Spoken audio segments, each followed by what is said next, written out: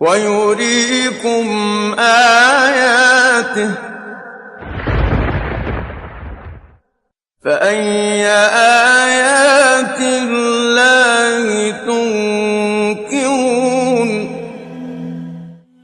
Regardless of whether or not believe in God, most scientists agree that the cosmic codes appear to exist. Everything in the universe is determined by the fundamental forces of nature. The strength of those forces are characterized by numbers called fundamental constants that are so sensitive that if they change by just a little bit, the universe as we know it wouldn't be here. It seems, and we don't completely understand why, that the laws of physics, laws of cosmology, laws of how the universe evolved seem to be very special.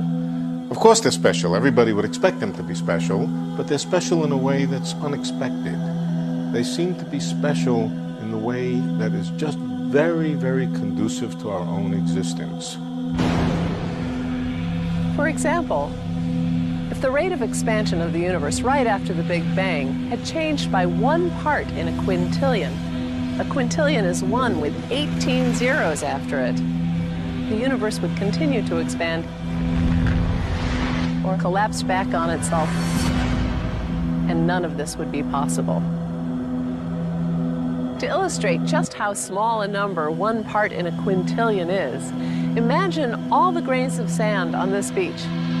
In fact, imagine all the grains of sand in all the world's beaches. That number's probably somewhere around a quintillion. In this analogy, if all that sand represented the rate of expansion of the universe right after the Big Bang, how many grains of sand would I need to add or subtract to wreck the universe? Just 1 grain, 1 in a quintillion. That's how precise things had to be for us to be here. Or let's say an example of gravitational constant. Imagine a ruler divided up in 1-inch increment and then stretch it across the entire universe, a distance of some 14 billion light years. For the purpose of illustration, the ruler represents the possible range for gravity.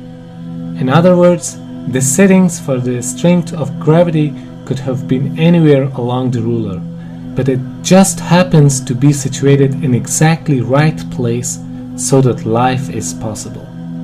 Now, if you would change the force of gravity by moving the setting just 1 inch compared to the entire width of the universe, the effect on life would be catastrophic. Why is gravity so much weaker than the other forces? Well, we don't really know, but here's what we do know.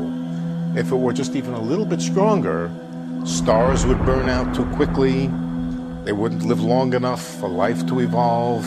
Instead of stars, instead of galaxies, we'd have black holes. We can't live in a black hole. I mean, science fiction, maybe you can live in a black hole, but we can't really. An early example comes from the great astronomer Johannes Kepler, who was obsessed with understanding a different number, why the sun is 93 million miles away from the Earth. And he worked for decades trying to explain this number, but he never succeeded. Why do we humans find ourselves on a planet at this particular distance instead of any of the other possibilities? And again, that's a question we can answer. Those planets which are much closer to a star like the sun would be so hot that our form of life wouldn't exist. And those planets that are much farther away from the star, well, they're so cold that again, our form of life would not take hold. So we find ourselves on a planet at this particular distance simply because it yields conditions vital to our form of life. So everything seems to be almost on a knife edge, that if you were to change the rules of physics, the laws of physics, even a little bit, the world as we know it wouldn't exist. I don't reject the possibility that there may have been an intelligence that in some way or another was involved in the creation of the universe.